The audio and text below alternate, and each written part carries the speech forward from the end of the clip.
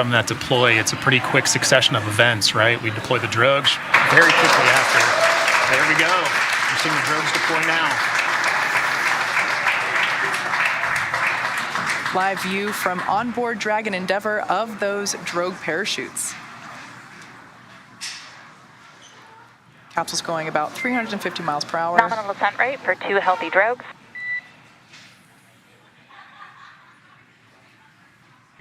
Copy, sir.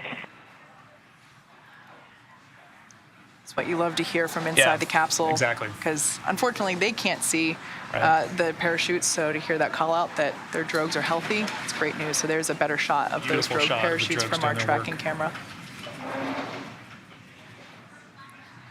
You know, and having that single voice of the core, talking to crew, letting crew know that they're going into a planned LOS, and then coming back. All right, there's the 4 mains deploying.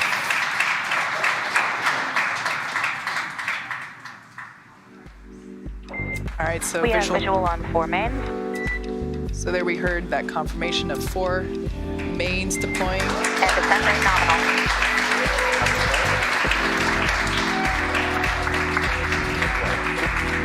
Gorgeous shot of those 4 main parachutes. 1,000 meters. Copy, 1,000 meters. So just the crew reporting that they're only 1,000 meters from splashdown. Right. Landing in water is simpler, therefore more reliable, and it provides more margin against unlikely parachute issues. You know, we had to learn how to make Dragon waterproof, but once you do, that's it. It's a rinse, review, reuse type process. 800 meters. Copy, 800. Once again, our Axiom 1 crew is targeting a splashdown in the Atlantic Ocean at our Jacksonville recovery zone.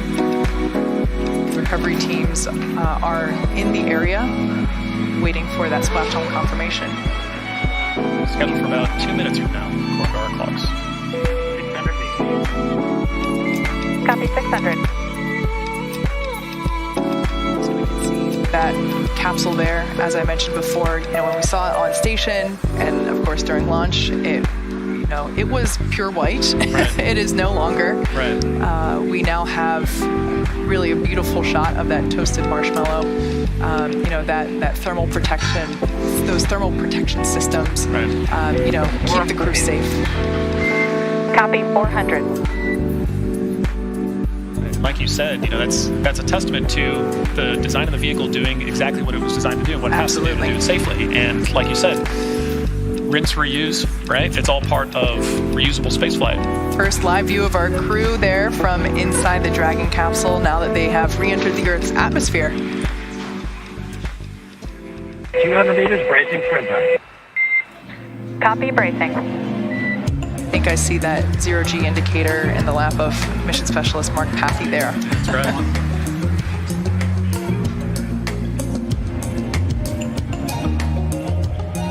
Crew is looking comfortable in their view that we saw there, ready to splash down just a few moments from now.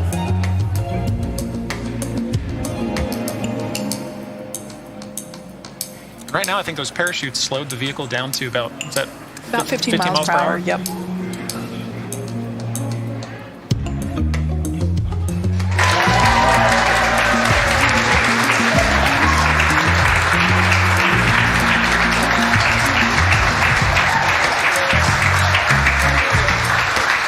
As you can tell by the cheers behind us, we can confirm that the Dragon capsule with the AX-1 crew has splashed down. Dragon Endeavour has returned home with the Axiom 1 crew. Dragon SpaceX, we see splashdown and mains cut.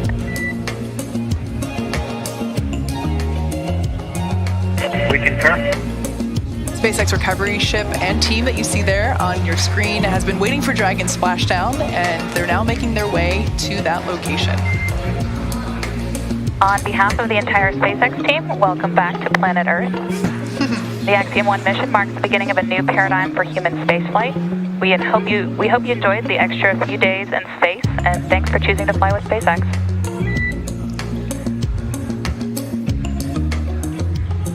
Derek, to you, Ken, the team at MCC, and all the teams that have supported us, all the engineers, technicians, our space job, space force, we're very grateful.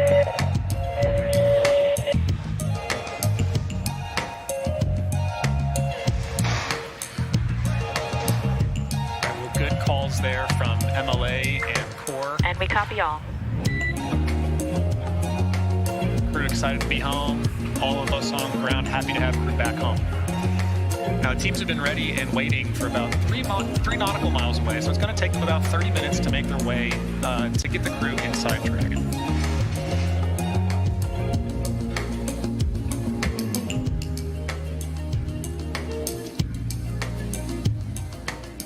There we can see those 2 drogue parachutes, which were released, of course, first, and Right. then, they are let go in order to release the mains. That's what we see making their way back to Exactly. Earth as well, of course. The whole system comes back. Yeah. Now we're in section 3. We think we're in stable 2. We can't see very well out the windows. Disregard to stable 1. And Dragon, your comm is getting pretty hard to hear. Maybe we can have Larry relay some of that.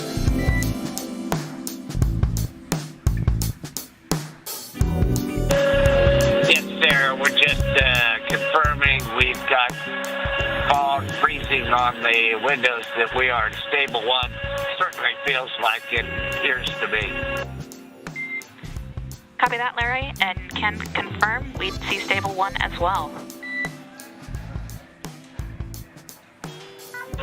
Stay out of the way. My thanks to you, everybody, all the people who have supported us around the world. Just amazing job and amazing mission. Appreciate the words, Larry.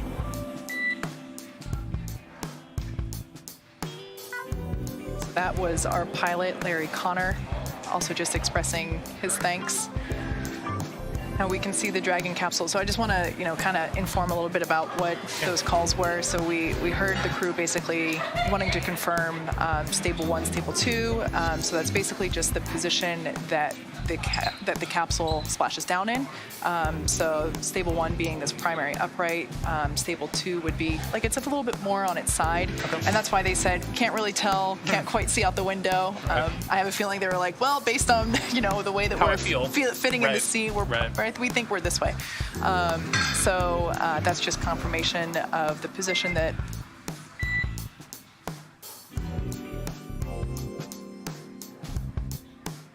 false Quindarto. Yeah, false Quindars. You hear Quindars, Keo. So the recovery teams are now starting to approach the Dragon capsule. Dragon SpaceX, we are go for recovery personnel to approach. You can expect personnel alongside in about 1 minute. Perfect. So there's that safe approach call. Understand, 1 minute. Yeah, so the reason why the recovery team doesn't just rush there, so Dragon is loaded with hypergolic propellants, monomethyl hydrazine and nitrogen tetroxide, and they are toxic when you breathe them. Right. So for the safety of the crew, both inside and the recovery team, we wait for Dragon to basically triple check that all of those vents and everything are closed off and there's no venting from the Dragon capsule, like from those Draco thrusters themselves. So that's what that communication was in terms of making sure that we got the okay from the capsule, and then Mission Control gave the okay to the recovery team. And we can see them there. There will be an individual that actually climbs on top of the capsule, and they are placing the harnessing and the rigging essentially for hoist. Exactly. Okay. The equipment that's required in order to lift Dragon onto the recovery vessel. Infrared shot there of that fast boat, as we call it, approaching, and they're basically doing another sniffing test, essentially, where you can see that the team has has PPE on, personal protection equipment, respirators to do a triple check that the vehicle is not releasing any of those toxic hypergolic vapors. Right. As we mentioned earlier, this is a very, coordinated maneuver, right? The weather has to be right. The area has to be clear. We mentioned how it's important that, other people are not in the area because this is, as Kate mentioned, you have the safety aspects of the hypergol that you need to worry about, but also just what crew is trying to do there. That's not an easy thing to do in the water. Having done a few boat maneuvers myself, it's not that easy to be doing what they're doing. So having the area clear for these teams to work and make contact with crew, but while also performing these maneuvers is really important. And you can see as well why we had to wait for such a super go for clear conditions and weather on a splashdown day, even with nominal seas like that. This is an operation that takes a lot of attention and a lot of work on ground crew's side.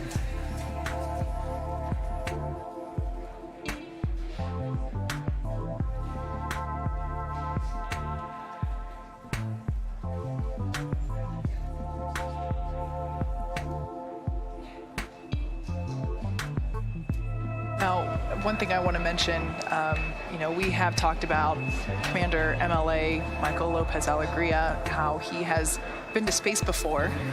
This is the first time that he has made a water landing. You're right. So, You're right. he landed back on land with the space shuttle and the Soyuz. Right. So this water landing, we gotta keep it interesting, right? Exactly. Gotta get to do something new. Yeah. So there we can see one of the SpaceX recovery team members has climbed on board Dragon in order to start essentially equipping Dragon with the things that we need in order to lift it or hoist it up onto the recovery vessel. Right, so on that note, Kate, looking ahead at some of the operations ahead of us, once the team is done rigging, the next big phases of this are really to bring a recovery ship. We're waiting for it. Dragon, SpaceX, comm check. I have you loud and clear, sir. I'll be. Have you loud and clear as well? Just wanted to verify a comm configuration update. For awareness, it appears we have a couple parachutes that are going to need to be towed out of the way for the recovery ship to approach. So there might be a slight delay to schedule, but we'll get you an update on timing soon. Copy all. All right, so on your screen, we could see the recovery teams basically lassoing the Dragon capsule in preparation. Now, we did hear a little bit of new information there from SpaceX Core, which is the crew operations and resources engineer, Sarah Gillis, just letting us know that a couple of those parachutes that came down with the Dragon capsule, that, once the Dragon capsule lands, we cut the lines to those parachutes so that, if there is a little bit of wind, the Dragon capsule doesn't get pulled along with the parachutes. Now, those parachutes, we do recover them, and we just heard some information there that we need to basically move them out of the way in order for that recovery vessel to make, the larger recovery vessel, the primary vessel, to make its way to the splashdown site. Right, which you can see the teams doing there, right? Pulling some of the parachute out of the way. And it's a good call on Core to, have that comm check and then let crew know, hey, there's been a slight deviation to the schedule, all nominal, all's good, but want to give you a heads up.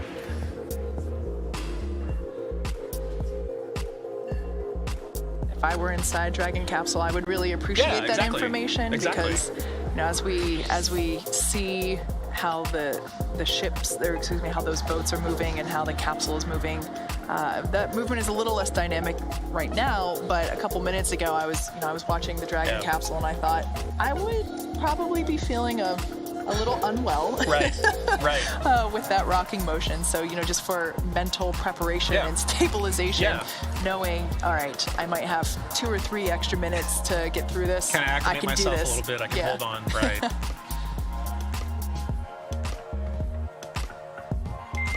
Dragon, SpaceX for internal video.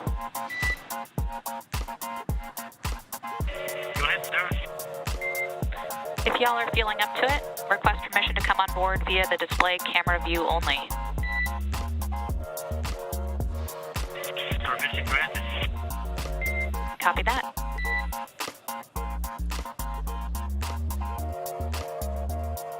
So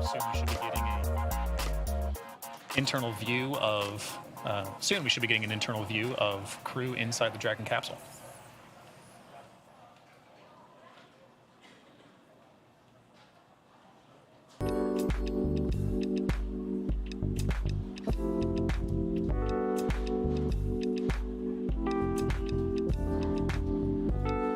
For those that have just recently joined us, after 17 days on orbit, 15 of those days on the International Space Station, we can see that the Axiom-1 crew has returned home to planet Earth. Just a few minutes ago, they made their splashdown in the Atlantic Ocean off the coast of Florida near Jacksonville. And there we can see our recovery teams working the capsule in preparation for lifting it onto the recovery vessel. And there we have a shot of Mission Control Center here at SpaceX headquarters in Hawthorne, California, where John and I are located. Yeah. You know what I particularly loved? Oh, there's a great shot from inside the Dragon. So this is just after splashdown now. Got a shot over the shoulders of Commander MLA and Pilot Larry Connor as they're waiting inside the Dragon to be hoisted up now. Yeah, we can see that they have lifted their visors, so that's the clear part there, which is currently on top of their helmet, but during the dynamic portions of the mission, so for launch, for docking, for undocking, right, and for splashdown, we do ask them to close their visors. Right. So now they're able to open it up, and as we mentioned before, we have been flushing the interior of the cabin as well as inside their spacesuits themselves with cooled nitrox, nitrogen-oxygen mixture, in order to keep the crew comfortable, exactly, throughout the recovery process. It's amazing to me all the work that those suits do. Right, we were talking just what feels like a few days ago during launch about how those suits keep them cool, even just from the drive from launch, from the launch pad, or from the suit room out to the launch pad and then up through the vehicle. But all the work that they do while on orbit and then coming back down.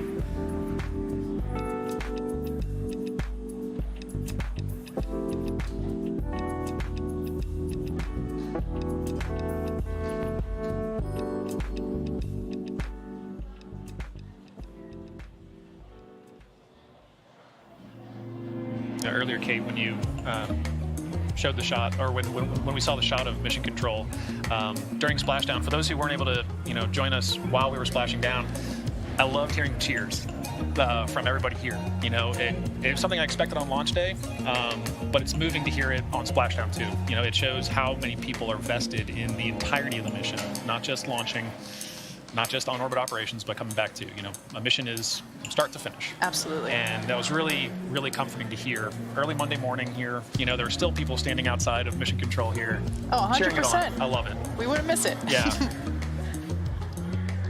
Live view there inside Dragon Endeavour with the AX-1 crew.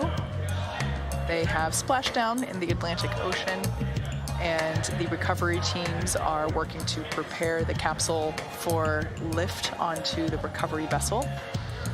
After Dragon is on the recovery vessel and fastened down, the teams will actually open up the side hatch and poke their head in and get a quick thumbs up from the crew, and one by one we'll see the crew egress or exit from the capsule using that side hatch. So once that side hatch opens, it's actually the first time it's opened since it closed on launch day, because in order to get on board and exit the space station to egress and all that good stuff, we use the forward hatch, the hatch that's at the top of the capsule. But the nose cone was covering, right? Exactly. Yeah. And the side hatch hasn't been open since launch day. So they got into the capsule on launch day.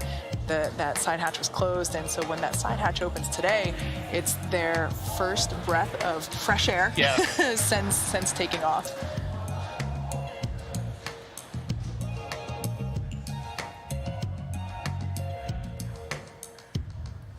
as we noted earlier, it's going to take a bit of time for the recovery vessel to make its way to Dragon. We got a call from Core saying that we had to get some parachutes out of the way so the ship can make a safe approach. But at this point, the rigging teams are working to make sure that Dragon is ready to be hoisted on that vessel as soon as it gets there. Yeah, absolutely. As we've mentioned before, you heard us say it already today, you heard us say it a ton on launch day. Everything is carefully choreographed when it comes to space flight. The fact that the Core communicated to the crew just to let them know, hey, there's a slight delay, or you can anticipate a slight delay. It's all about safety is what it comes down to. The safety of the crew on board, as well as the safety of the support teams. In this case, the recovery teams there in the water with the crew. Right. That is priority number one above all else, and just making sure that everything is planned for step by step. And even in, I don't want to call the parachutes in the way off nominal, because that is a normal thing to happen, but it wasn't, we didn't plan for it, right? Yeah. So, for something like that where it's like, okay, the parachutes are in the way, cool, we have margin. Dragon SpaceX for private medical conference. And you have procedures for that as well. Absolutely. Go ahead with DMC. For awareness, ring.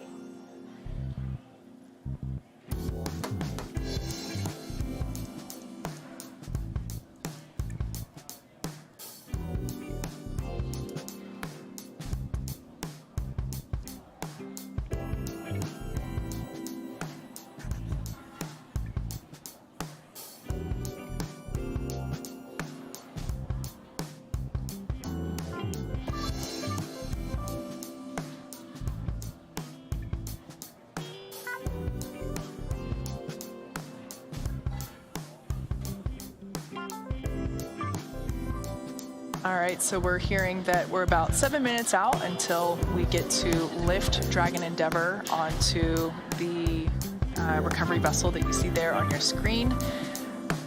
The arch that individual there standing at the end of the ship, there's an arch above them, and that arch will actually articulate downward. And the teams in the water will attach the harnessing and everything required to hoist or lift Dragon out of the water and into that cradle there. Fun fact, that recovery vessel, that recovery vessel is named Megan after Megan MacArthur, Fantastic. who was our pilot for the Crew 2 mission. Our other recovery vessel for Dragon capsules, which, as we mentioned before, there's 7 sites around Florida. We have one recovery vessel here in the Atlantic, that's Megan. The other Dragon recovery vessell located in the Gulf is Shannon, for, of course, Shannon Walker, who was the first woman to fly on a Dragon capsule. So we have Megan and Shannon on board in our hearts, and of course in name here with our recovery vessels.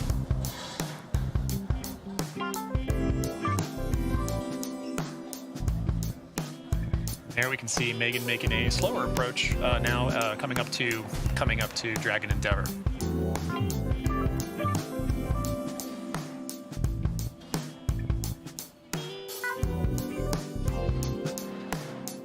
Once Dragon splashes down, there's a couple of fast boats. I should preface by saying that the recovery team is about 2 or 3 miles away from the splashdown site. For safety reasons, nobody can be super close, and so the team is situated close, but not too close. And those fast boats, the smaller boats. Dragon SpaceX, I copied comm on the whining noise. Do you have any insight of when that started? I think it started right at splashdown. Copy that.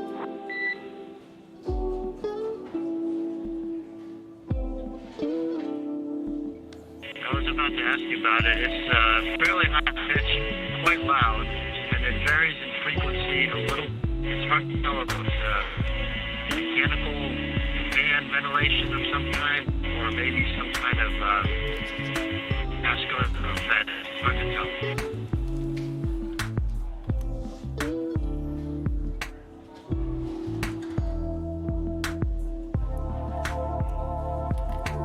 So just a little. Copy, Dragon. We hear it. Likely it is caused by a bilge pump that started at splashdown. We're going to attempt to power that pump off. Let us know if it resolves. Copy.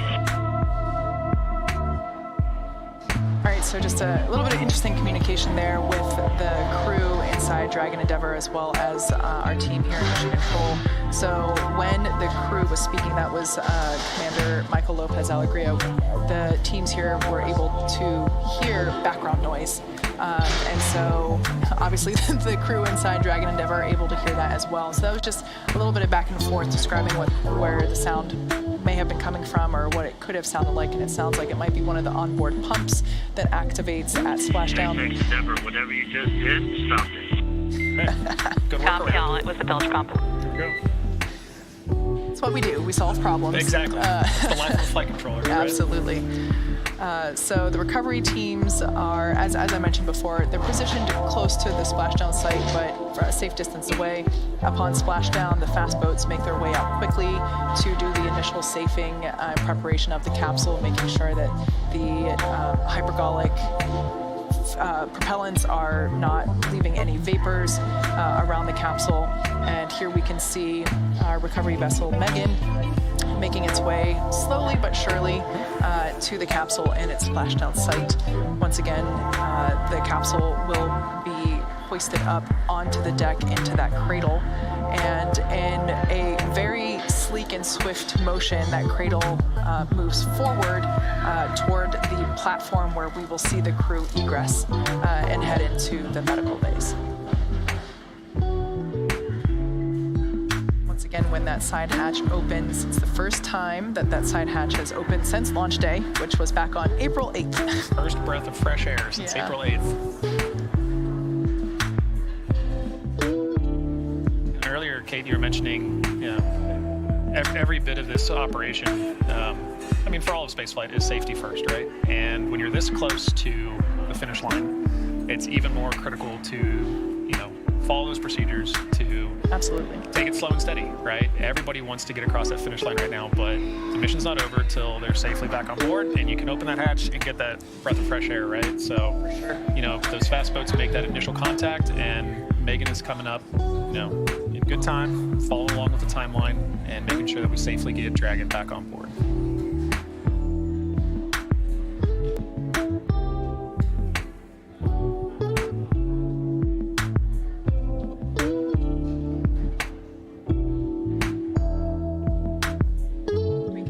There are some swells in the water today, but the waves themselves are, almost non-existent. Really small waves there. We can see that skies are mostly blue with some clouds, as we mentioned before, with all of the weather factors that we take into account for, so things like precipitation levels, wind speeds, wave height, lightning in the area. Those are all factors that play into whether or not we get the go for undocking and the go for splashdown, which, over the last few days has been the challenging factor for us. As we mentioned before, the crew was originally supposed to be in space for 8 days, ended up being in space for 17 days due to those weather restrictions, essentially, where we just couldn't get go criteria met for those various conditions. All those variables have to add up to the right solution, right? And you can have one variable, it's great, we don't have a lot of wind, but if you have rain in the area, it makes it really difficult to do those 24-hour go, no-go calls.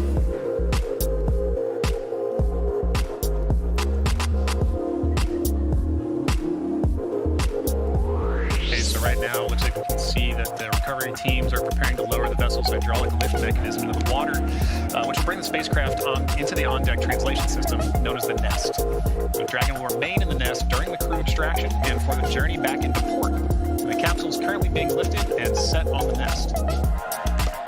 Then once it's centered and oriented, Dragon will then be translated into the hangar underneath the helipad aboard the ship so that we can open the hatch.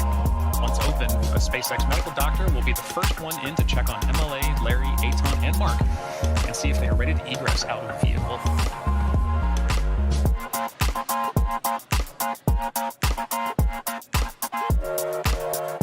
That hydraulic lift has been lowered, and they'll begin to hoist Dragon up onto the deck. There's a crew member you mentioned who climbs aboard Dragon to ensure that the rigging gets established properly to pull the capsule back in. Dragon SpaceX, brace for Boom. capsule lift. One of my favorite parts of recovery is watching that individual. Bracing for lift. It's safe to say that, recovery operation, there's a lot of training that goes into it, especially for that position. Exactly right. To stay on top of the capsule as it's moving around and do everything safely. And accurately, making sure that your hoist system is ready to hoist, right? Which we can see there now.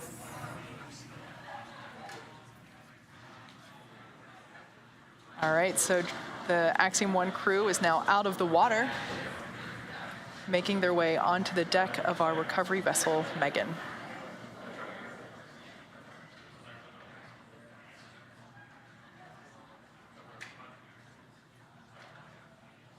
We can see some water splashing out there from the part of the capsule where the parachutes were stowed in. So that now is empty, with the side hatch just above. So that side hatch is where the astronauts will egress from. Before we open the hatch, the spacecraft's cabin pressure has to be equalized with the outside environment. And once the hatch is opened, like we mentioned before, that'll be the Axiom 1's crew first breath of fresh air since they boarded Falcon 9 at the very start of their mission just earlier this month on April 8th.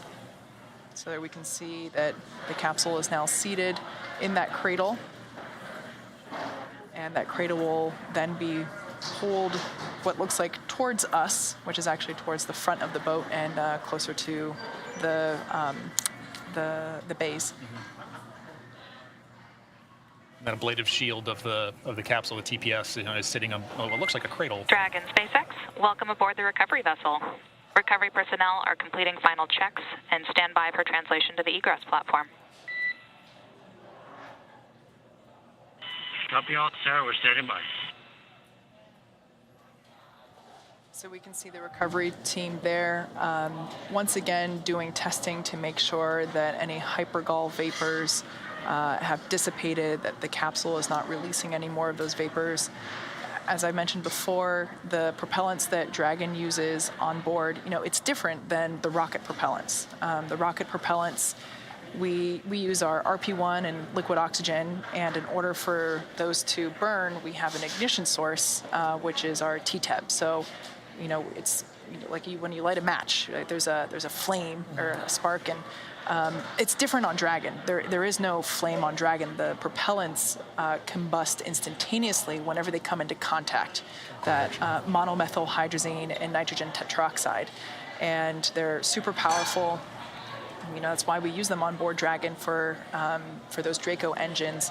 But they are toxic if you inhale them. So we can see the crew there had their ventilators on, and they're just performing those final tests to make sure that the Dragon Dracos are not venting any of those hypergols.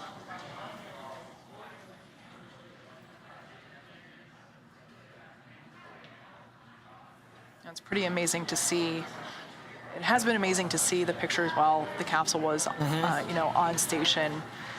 Some of them they don't look real. It's so beautiful, but it is real. And to see, images before splashdown and after splashdown, it's incredible because it just shows, how effective the materials are that we use on that thermal protection system. Right. As I mentioned before, we do replace the TPS for missions. That part itself is not reusable yet. So while on contrast, the interior, the bones, the structure of the capsule, that is reused. Right. So this capsule has now undergone its third recovery, having previously flown on the Demo 2 mission as well as the Crew 2 mission.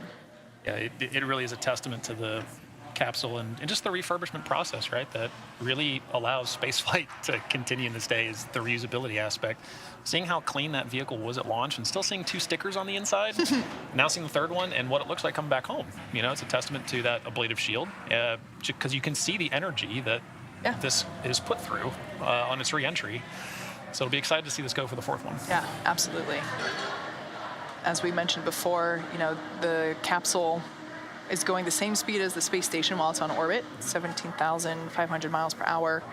And it slows down to about 350 miles per hour during that re-entry phase.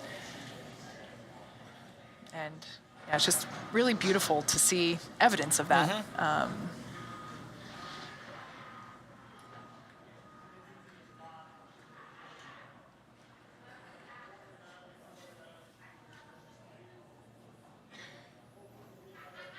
So just for a little bit of orientation while we have this view still, the bottom part of the capsule, that's where the heat shield is, right. And that's the part that was essentially facing or leading the capsule. So the capsule re-entered, with the bottom part first. The top part is the nose cone. That's the part that if you were, Dragon SpaceX, capsule translation is imminent. Copy imminent. All right, so just a heads up there from core that the capsule is about to move or translate to forward. It's, again, just that communication to the crew because they can't really see what's going on too well outside the window. So just, every step of the way, the core's responsibility is to give the crew a heads up of what to expect next. Yeah. So we heard the call out, brace for drogues, mains, splashdown, and here, for translation movement. Yeah, really anytime crew is about to feel something, experience something, it's completely nominal, but you're right, without direct insight to it, it's really important for, core or Capcom in some cases to, play that role of letting crew know, heads up, you're about to feel something. Yep, and of course, while crew, they're monitoring the timeline all on their own, having that, as we mentioned before, confirmation of the choreography is important. Yeah.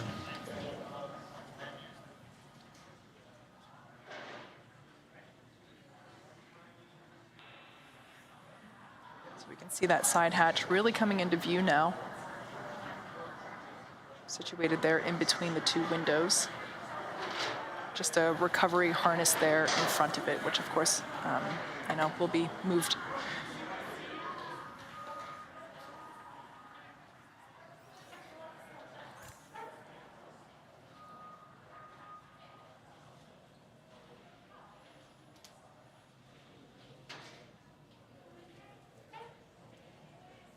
You can see a good dual view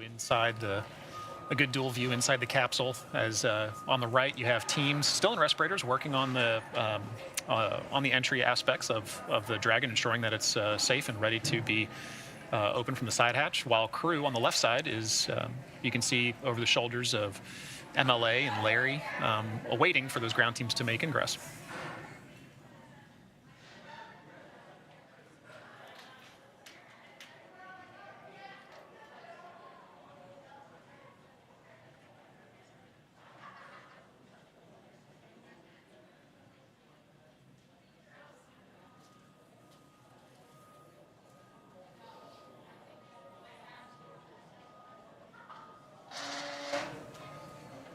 See the crews there still wearing their PPE or personal protection equipment.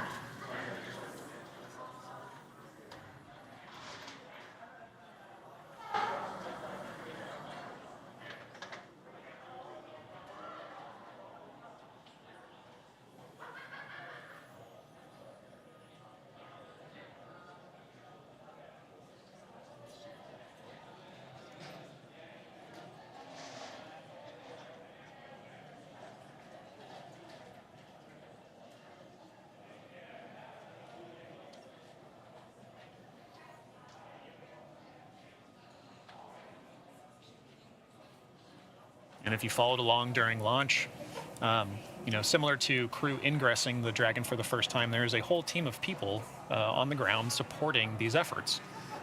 Likewise, during splashdown, there's an entire team of people on the ground supporting recovery.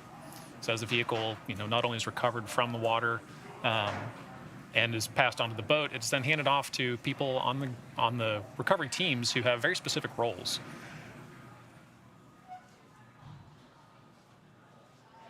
As we mentioned before, the interior for Crew Dragon, that air pressure has to be equated to the external pressure, so that that's what's going on. You can see now the crews have taken off their PPE. Dragon SpaceX at 36 minutes and 25 seconds after splashdown. We are go for side hatch opening. Stand by for hatch opening and egress. Excellent. We are watching the clock.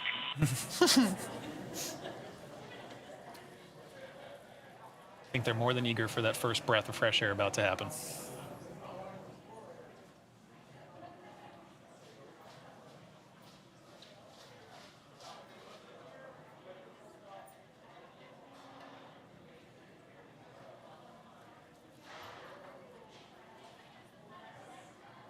All right, looks like that side hatch is open. Excellent. Flight surgeon stepping in there to do a quick check with the crew.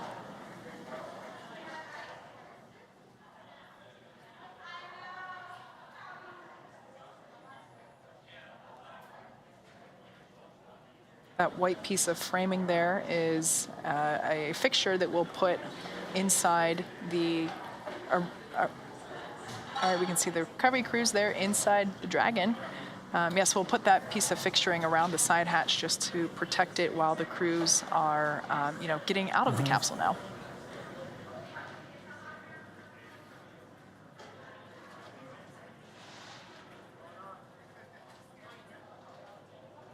All right, so just the recovery crew there giving a quick reminder to the Axiom 1 crew how things will go down in terms of, egressing or exiting the capsule. We have said this before, this is something that has been rehearsed. The team practices getting in and getting out of the capsule. But, just a quick rundown, they've had a dynamic day. Exactly. It's nice to have the reminders, and it's good to just say, hey, we're almost there, but a few more steps to go before we get you out. But regardless, welcome home.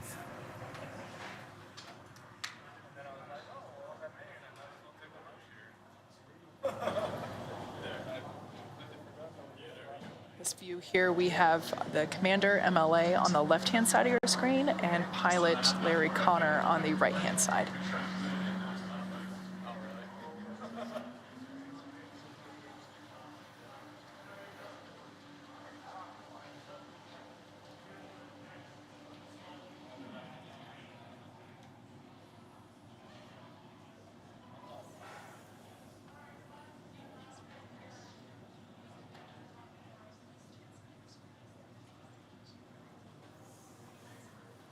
This view, you can see a few more of the ground team members just doing some final assessments and checks on the vehicle prior to crew egressing through that side hatch.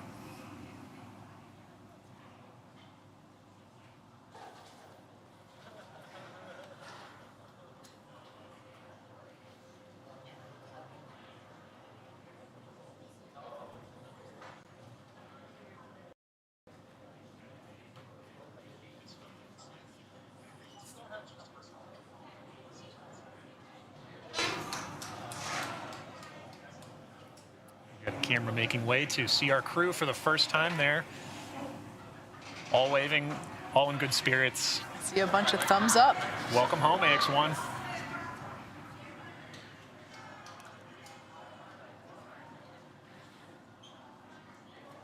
Lots of smiles on board. It's always good to see.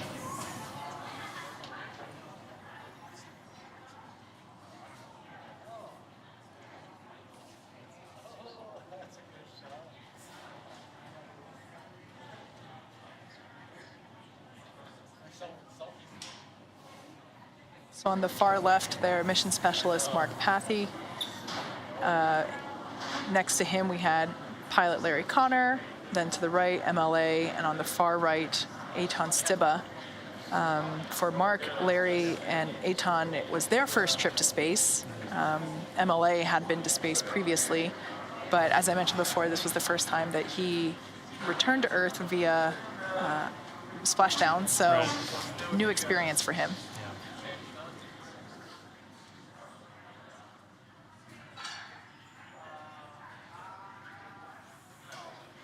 Returning home on an Endeavour, but splashing down this time instead of runway landing, right? Yeah,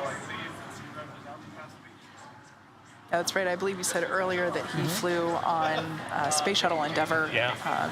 Was it STS-113? Yeah, that's right. Yeah. That's right. Which, awesomely enough, is parked here in LA. And we got to go see it the other day. It sure is.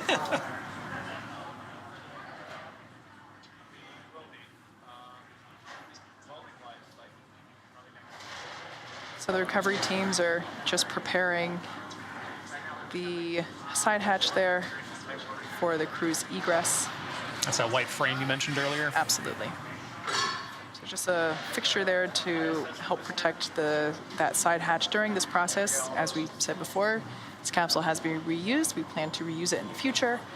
So not only to protect the crew themselves, but also the hardware. Yeah.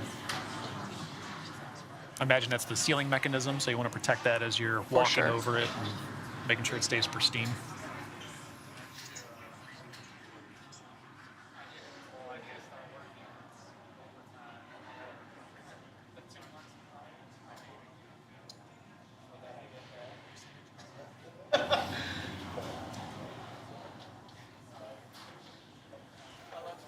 All right, so that was the footrest that we saw coming out.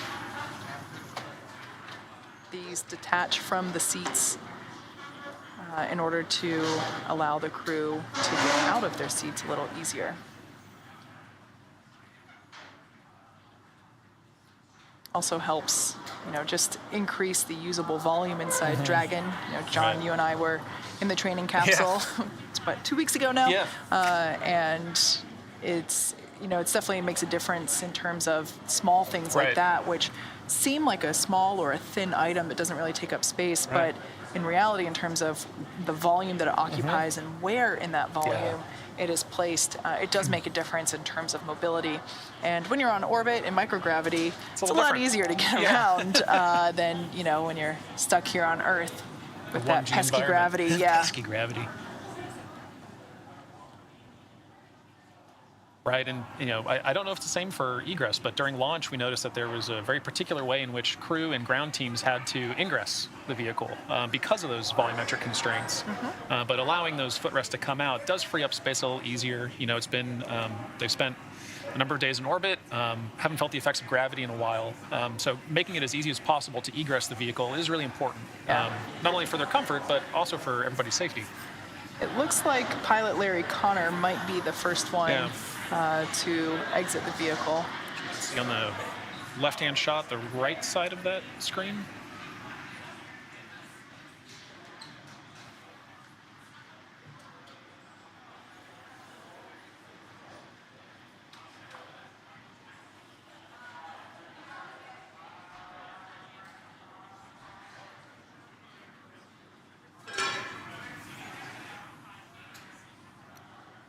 So inside Dragon capsules, we use a 5-point safety harness. So a little bit more complex than the seatbelt you and I use in our cars. It's really designed to be safe. Make sure that the crew's ergonomics, or the positions that their body is in during the dynamic portions of the mission, that they're strapped in properly, but also so that they're comfortable. Right. So it seems like that's what the recovery teams are now assisting the crews in unlatching, is that safety harness. Right. So we can see there Larry Connor starting to make his way out of his seat and onto the deck there on our recovery ship, Megan.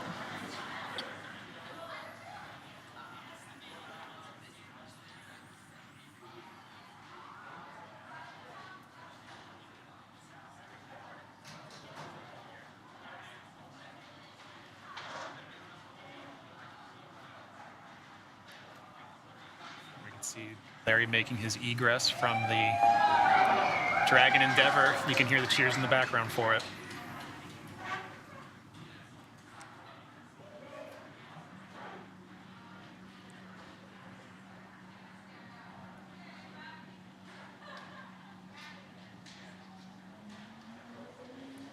All right, those are his first steps back on planet Earth after spending 17 days on orbit. If it were me, I imagine I'd probably feel a little shaky, right? Because they don't have gravity up there. You know, they did take exercise equipment to keep their muscles working while they're up there, but still, it's. Hey, we're going off comm. Thanks for everything. We'll see you on deck. Sounds good. Talk to you later. My last call there from MLA to say that they're no longer going to be utilizing the Dragon communication systems. They'll just talk with everybody on the deck. So there we saw mission specialist Mark Pathy. He was seated on the far left, or at the left window seat. All right, removing the footrests on the other two seats. Like you said, I Kate. have a feeling Aton will be next. Yeah. No, it looks like it's MLA.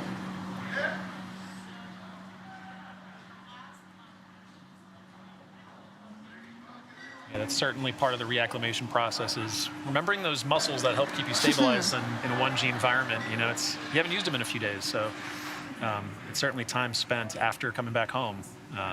Oh, just kidding. All right, so MLA did a little change of seats there, so Aton will be the next one to come out.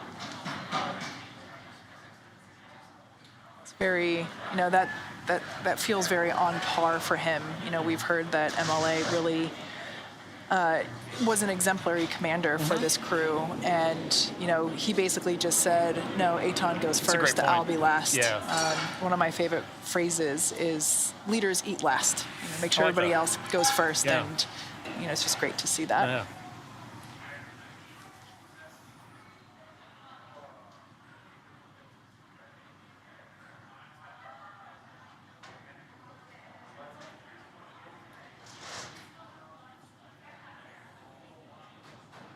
We see Aton making his egress and first stance back on ground in 17 days.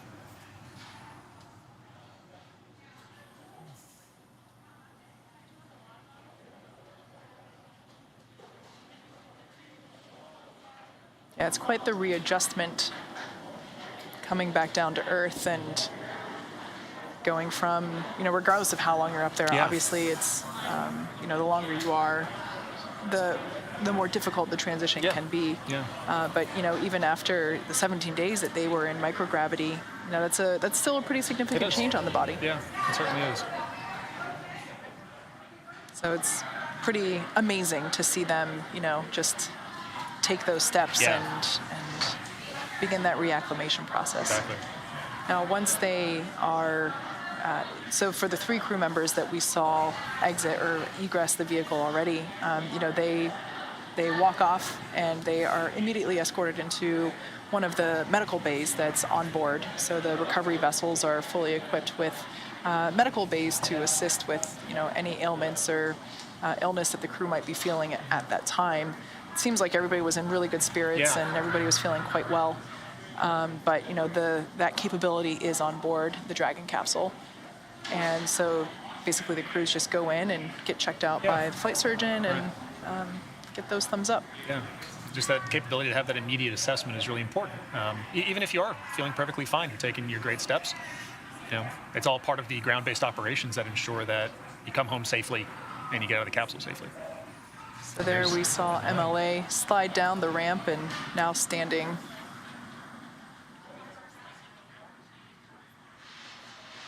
Welcome home, Commander MLA.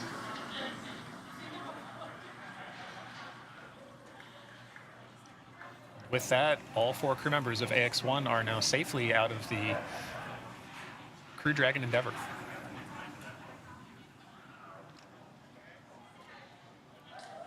So you can see their mission control here behind us at SpaceX headquarters in Hawthorne, California.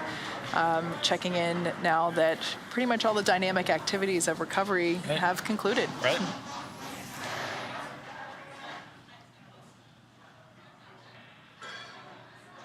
At this point, we'll just be waiting on crew to make sure that, they have those good checks that you were talking about. Making sure that all the medical checks coming out of the vehicle, they're happy, healthy, feeling good. Yeah. All right, well, as the crews are now safely aboard the recovery vessel and have completed their journey to the ISS and back, marking this moment is Axiom's Chief Business Officer, Amir Blackman. Thank you, John, Kate, and the Axiom and SpaceX media teams. Thank you for that wonderful coverage so we could all share in this. The AX-1 mission is one of the more visible milestones of our journey to ensure that space travel is opened up to more and more of the brightest minds and eager explorers from around the world who want to make our home planet a better place. And we believe this mission, represented by the US, Canada, Spain, and Israel, advances that vision of a unified humanity reaching for the stars. Despite the strife going on the ground, the ISS crew and our astronauts continued working together as a beacon of international cooperation. In the years preceding this mission, we at Axiom Space set out to develop the procedures, foster the agreements, and build the operations and support teams needed to expand what had historically been negotiated only between governments. And with every step, we've created new precedents. We set the bar very high for ourselves, and we asked a lot of this crew. And here we are at the conclusion of an incredible mission, and I must say the teams exceeded every expectation. We could not be more proud of what has just been accomplished by Commander Michael Lopez Alegria, Larry Connor, Eitan Stibe, and Mark Pathy, as well as the hundreds of team members who have played a part in the success of AX-1. Over the course of this mission, we've succeeded in inspiring those who seek to pursue a place among the stars. Over 400 interns applied for the 23 openings at Axiom. 5 additional countries made the decision to fly their astronauts with us.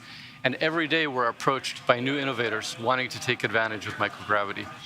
To the teams at NASA and SpaceX, to each crew member's own teams in Ohio, Canada, Spain, and Israel, to the teams at the Ramon Foundation and Rokia mission, and to the principal investigators around the world who have trusted us with facilitating your studies, and to the Axiom family who have worked tirelessly these last few weeks and months.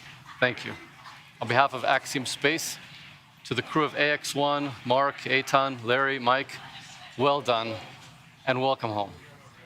For our Hebrew-speaking audience, משימת AX-1 היא אחת מאבני הדרך החשובות במאמצינו לפתיחת החלל להמוני היזמים והחוקרים הנלהבים מכל רחבי העולם, אלה ששואפים לנצל את התנאים המיוחדים, כמו חוסר הכבדה בתחנת החלל, לפיתוח טכנולוגיות ששומרות על עולמנו ומשפרות את איכות החיים על כדור הארץ. ואנחנו מאמינים שהמשימה שכעת הסתיימה בהצלחה מרבית, שבה מיוצגת ארצות הברית, קנדה, ספרד וישראל, מקדמת את החזון של איחוד המין האנושי בהרחבת פעילותנו בחלל. אכן, למרות המאבקים בין מדינות על הקרקע, צוותי האסטרונאוטים הבינלאומיים המשיכו את עבודתם המשותפת כדוגמה וסמל לאפשרויות של שיתוף פעולה לכל האנושות. בשנים שקדמו למשלחת הזאת, אנחנו באקסיום ספייס פעלנו ליצירת מהלכים, הסכמים והקמת צוותים הדרושים ליישום פעילות פרטית בחלל, פעילויות שלאורך ההיסטוריה נעשו על ידי ממשלות וסוכנויות חלל. מההתחלה ועם כל צעד אקסיום ספייס יצרה תפיסות חדשות ופעילויות ללא תקדים. הצבנו לעצמנו מטרות מאתגרות וביקשנו הרבה מהצוות האסטרונאוטים הראשון שלנו, והנה אנחנו נמצאים בסיום מוצלח, ואפשר בקלות לומר שהצוות עלה על כל הציפיות. אנחנו מלאי גאווה עצומה נוכח ההישגים שאליהם הגיעו מפקד מיכאל לופז אלגריה, לארי קונור, איתן סטיבה, מרק פאטי, ואיתם כל מאות אנשי הצוותים התומכים שתרמו להצלחת משימת AX-1. במשך פיתוח המשימה וביצוע הצלחנו לעורר השראה בין רבים שגם הם רוצים למצוא את מקומם בין הכוכבים. לדוגמה, אקסיום ספייס קיבלה מעל 400 פניות עבור כיתה של 23 סטאז'רים. 5 מדינות החליטו לשלוח אסטרונאוטים מטעמם דרך אקסיום לחלל, ובכל יום אנחנו מקבלים פניות מאנשי מדע ויזמים שרוצים לנצל את תנאי החלל. וכאן המקום להודות בהתלהבות לצוותים של נאסא, SpaceX לכל אנשי התמיכה של צוות AX-1 הנמצאים באוהיו, קנדה, ספרד וישראל, לחוקרים בארצות רבות שסמכו עלינו ועל יכולתנו ליישם את הפרויקטים שלכם בחלל, ולמשפחת אקסיום הנרחבת, כולל במיוחד את צוות קרן ארמון ומסיבת רקיע שעבדו במסירות ימים ולילות בחודשים האחרונים. מטעם אקסיום ספייס, לצוות של AX-1, מרק, איתן, לארי ואלי, כל הכבוד והגאווה, וברוכים השבים הביתה לכדור הארץ. Sean, back to you. Amir, thank you, and very well said. Axiom 1 is a huge moment in the story of human spaceflight, and one that we will certainly be celebrating for a while.